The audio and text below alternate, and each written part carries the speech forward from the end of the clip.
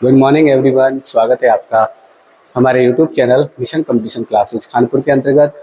और फिर से हम वही सेशन जो कल हम बात कर चुके थे राणा हमीर के बारे में, और उससे आगे आज अपन अध्ययन करेंगे राणा क्षेत्र सिंह, राणा लाखा और राणा मुकल के बारे में आज पढ़ेंगे मित्रों। देखिए, एक छोटी सी बात, कल हमारे देश के अंतर्गत बहुत ही दुखद घटना जो कि पहलगाम जम्मू कश्मीर के अंतर्गत आतंकवादियों द्वारा इसी घटना को अंजाम दिया गया, बेकसूर लोगों की हत्या की गई। ठीक है, तो ये जो बहुत ही दुखद घटना है और हम इस दुखद घड़ी में उनके परिवार वालों को केवल सांत्वना के अलावा और कुछ नहीं दे सकते।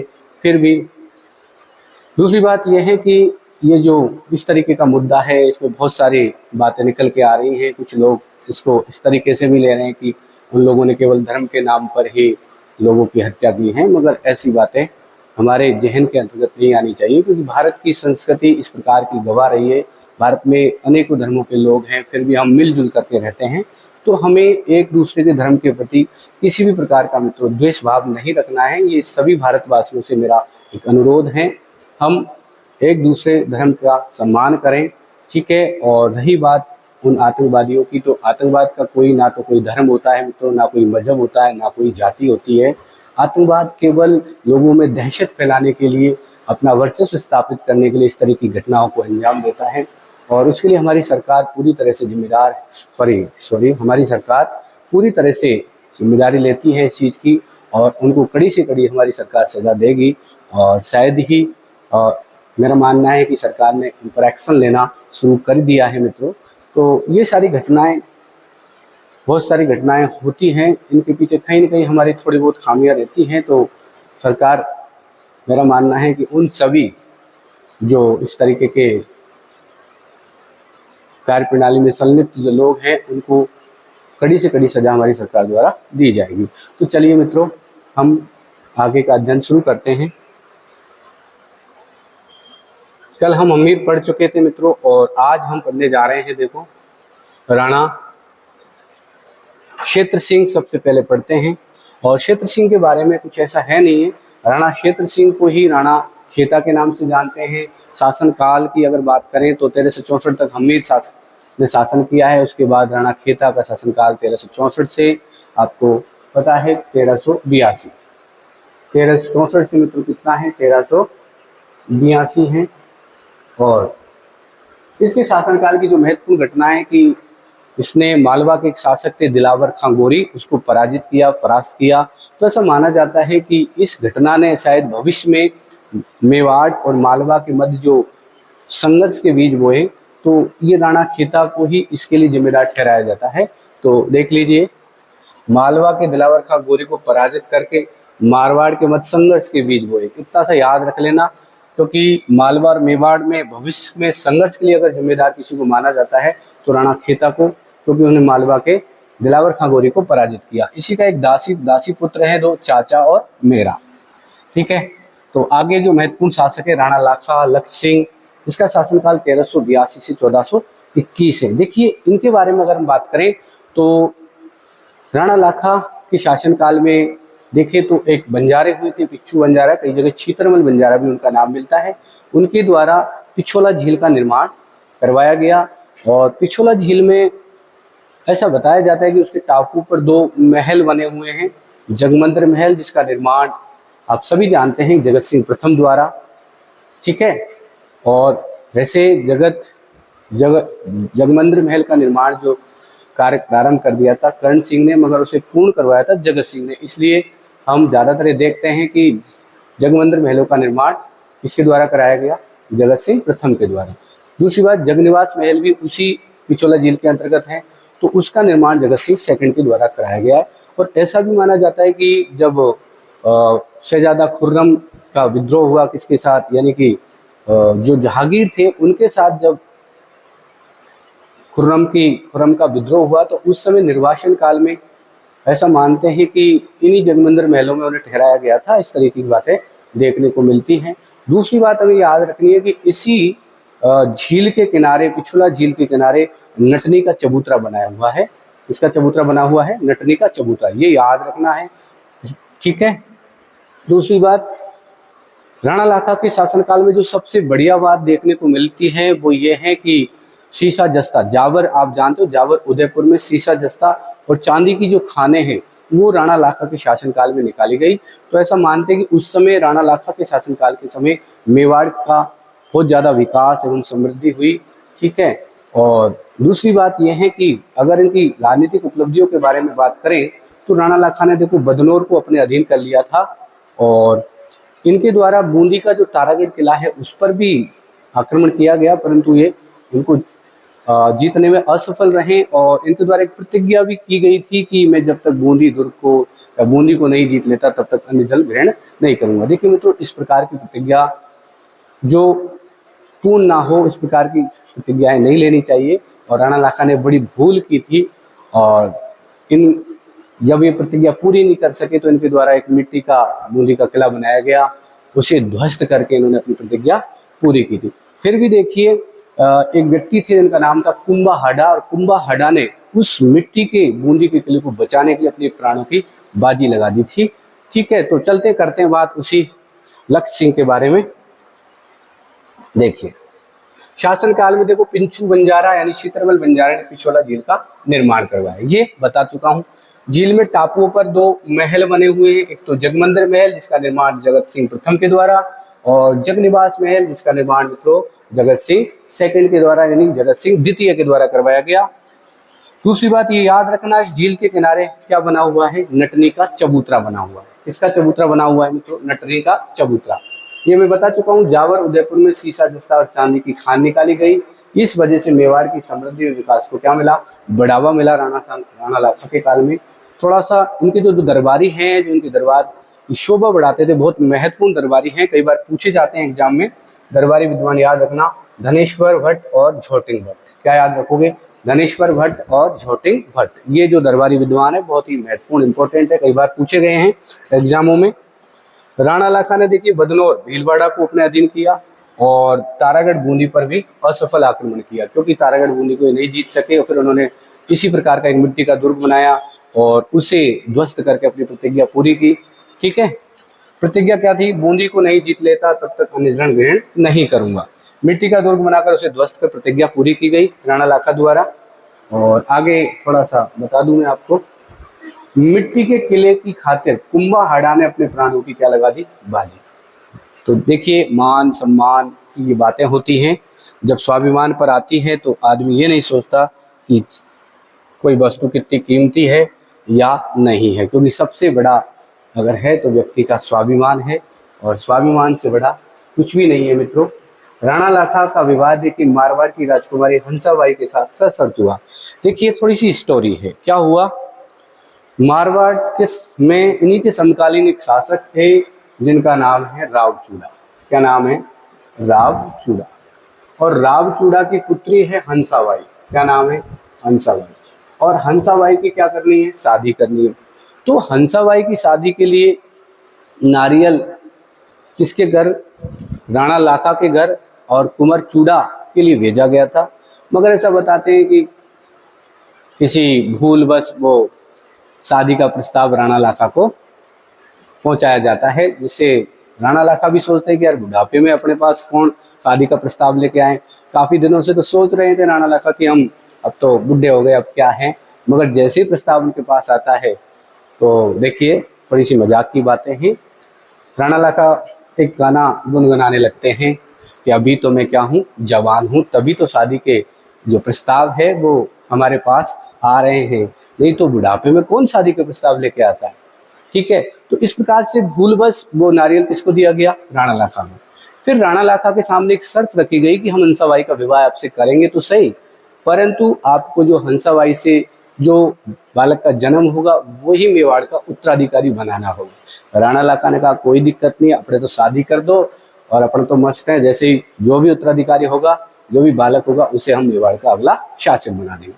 तो इस प्रकार से राणा लाखा की सशर्त हंसाबाई के साथ क्या हुई है, विवाह तय हुआ है, शादी हुई है।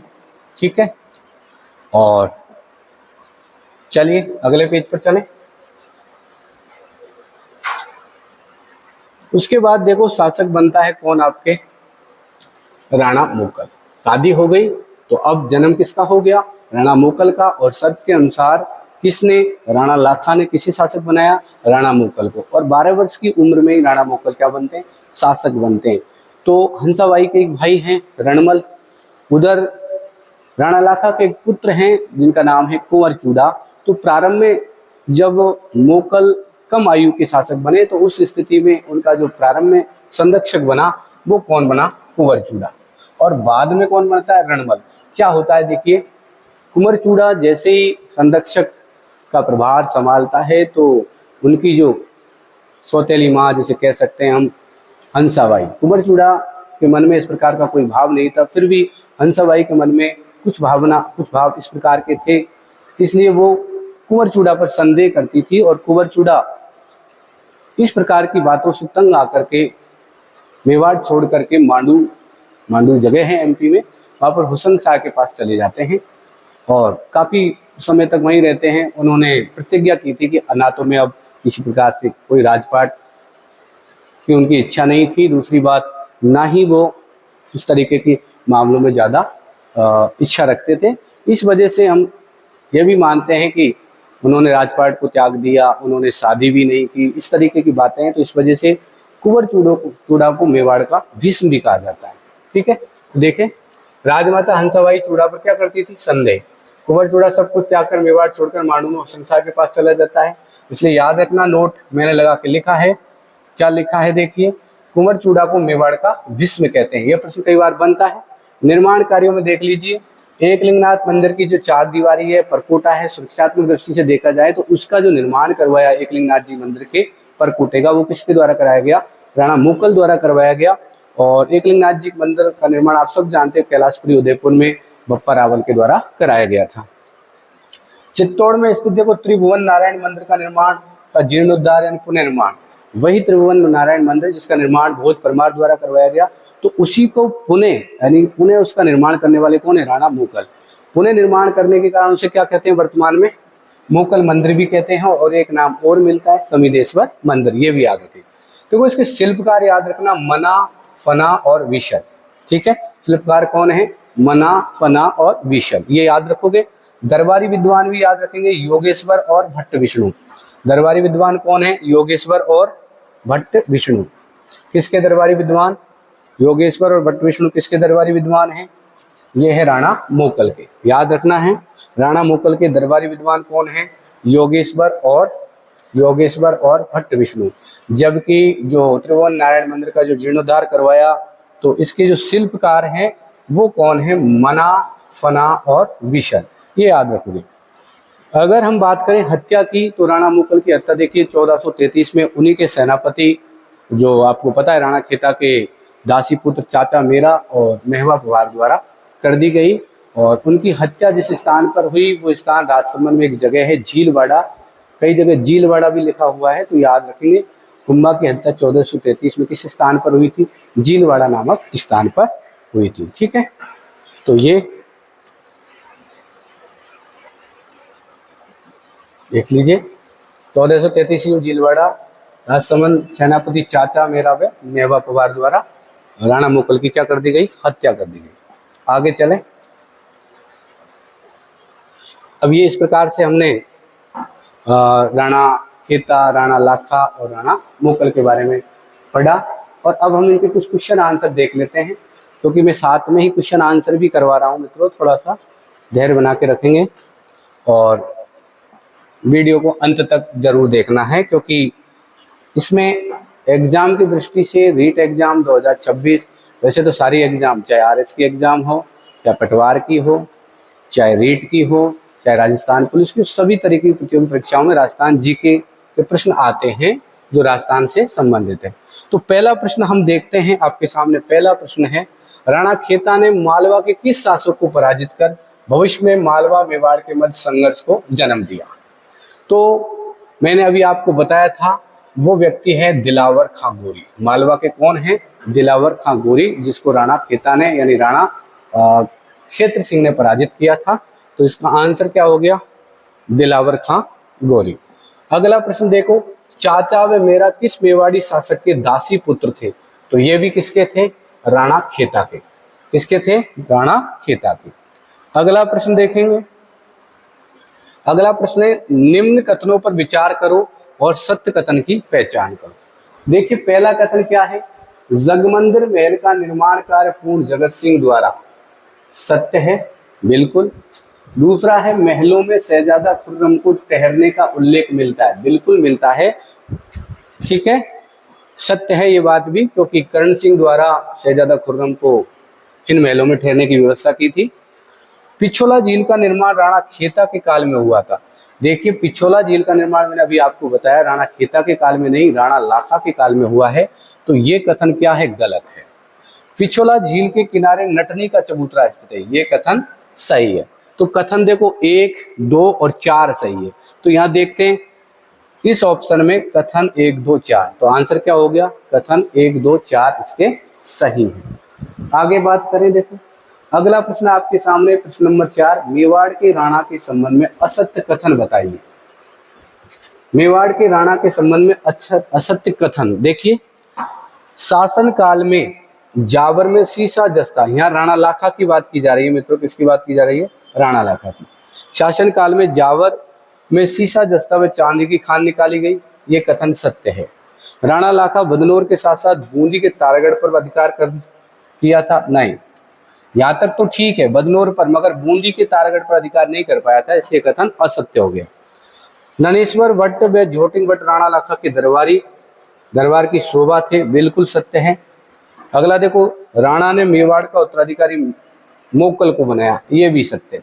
तो कथन देखो 2 गलत है, ए सही है, केवल इसमें पूछा असत्य कथन कौन सा है, तो बिल्कुल बी ऑप्शन गलत है। इसका आंसर क्या हो जाएगा, ये आंसर हो जाएगा, क्योंकि यहाँ देखो यहाँ तक तो ठीक है, राणा लाखा ने बदनौर को तो अपने अधीन कर लिया था, मगर बूंदी के तारागढ़ पर अधिकार नहीं कर पाए थे, तो ये कथन असत्य है। अगला प्रश्न देखें,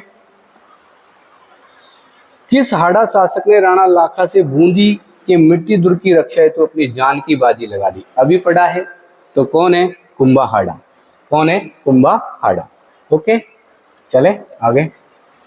अगला प्रश्न आपके सामने देखिए, प्रश्न नंबर 6 क्या कहता है, प्रश्न नंबर 6 कहता है मित्रों, राणा मोकल के संबंध में निम्न कथनों पर विचार करो, सत्य कथन छांटिए। देखो, छोटी आयु में शासक बना, संरक्षक प्रारंभ में कुंवर चूड़ा, ये सही है। शासन काल में मेवाड़ की आंतरिक व्यवस्था पर रणमल का प्रभाव, ये कथन भी सही है। देखिए जब कुंवर चूड़ा चला गया था मेवाड़ छोड़ करके, तो एक तरीके से रणमल का प्रभाव मेवाड़ की शासन आंतरिक व्यवस्था पर रहा, क्योंकि वही इसका मोकल का क्या था, संरक्षक था। राणा का सोतेला भाई कुंवर चूड़ा मेवाड़ का भीष्म, बिल्कुल सही है कथन। एकलिंग मंदिर का पुनः निर्माण राणा मोकल द्वारा, तो भाई ये गलत है, क्योंकि एकलिंग मंदिर का पुनः निर्माण राणा मोकल ने नहीं करवाया, उसकी 4 दीवारी बनवाई है, तो ये कथन असत्य है। तो कथन 1, 2 और 3 सही है, तो ये आंसर इसका क्या हो गया, सही हो गया। अगला प्रश्न देख लें, चित्तौड़ में त्रिभुवन नारायण मंदिर का पुनः निर्माण मोकल द्वारा, जिसके शिल्पकार निम्न है, अभी मैं बता चुका हूं, मना, फना, विशल, तीनों उपरोक्त सही है, ठीक है, उपरोक्त सभी आंसर सही हो गया।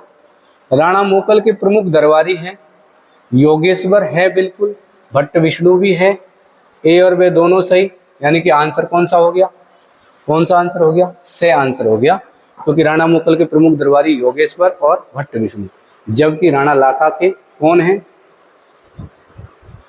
राणा लाखा के हैं धनेश्वर और झोटिंग भट्ट।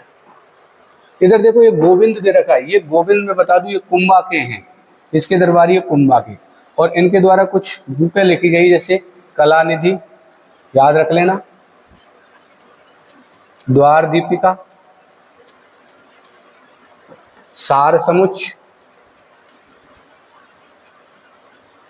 ठीक है, कला निधि, द्वार दीपिका, सार समुच, इस प्रकार की बुक किसके द्वारा लिखी गई है, गोविंद के द्वारा, ठीक है, ये याद रखोगे। अगला लास्ट प्रश्न आपके सामने ये है, निम्न कथनों पर विचार करो, सत्य कथन बताओ। देखिए राणा मोकल की मृत्यु 1433 सही है, जिलवाड़ा नामक स्थान पर हुई, राइट कथन है। राणा मोकल की हत्या सेनापति चाचा मेरा व मेवा पवार ने मिलकर कर दी, बिल्कुल सत्य, यानी कि दोनों ही कथन क्या है, सत्य है। तो इस प्रकार से हमने देखा और कंप्लीटली हम राणा खेता, राणा लाखा और राणा वोकल के बारे में अध्ययन कर चुके हैं। इसी प्रकार अगला वीडियो लेकर मैं फिर से आपके लिए लेकर आऊँगा मित्रों। और दूसरी बात यह है कि अगर आपको इस तरीके का मेरा कंटेंट अच्छा लग रहा है तो आप चैनल को सब्सक्राइब कर सकते हैं। बाकी तो देखो क्या कह सकते हैं, आपका जो मन करेगा वही आप करेंगे। ठीक है मित्रों, फिर मिलते हैं इसी प्रकार के वीडियो लेकर। जय हिंद, जय भारत।